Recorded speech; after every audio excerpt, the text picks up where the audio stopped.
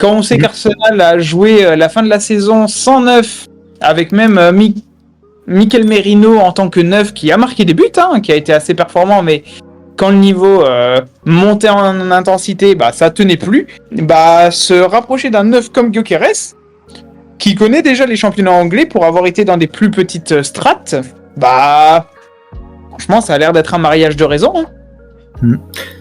La news est tombée, sa femme l'a quitté parce qu'elle veut pas quitter le Portugal, donc il va aller rejoindre Arsenal certainement tout seul comme un grand. C'est vrai ? Privilégier sa carrière, privilégier sa carrière à sa relation, donc c'est encore plus beau, je trouve, un acte aussi fort de sa part.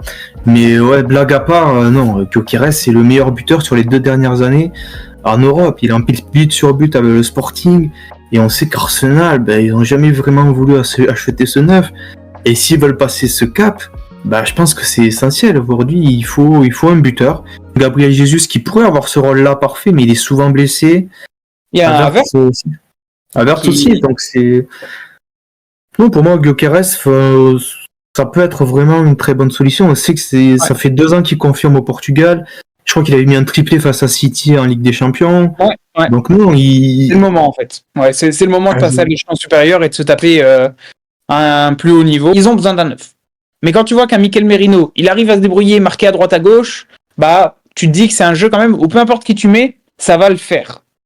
Bon, avoir un neuf, un vrai neuf, je pense que ça servira quand même, ça fera pas de mal. Donc à voir si Gyökeres, c'est le joueur qu'il leur faut.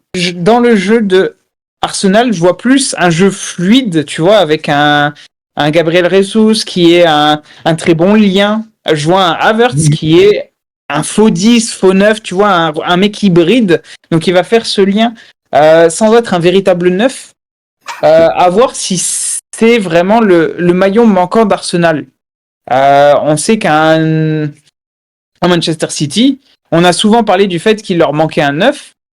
Il y a Haaland qui est arrivé, ça a été la pièce qui manquait, effectivement, ils ont gagné.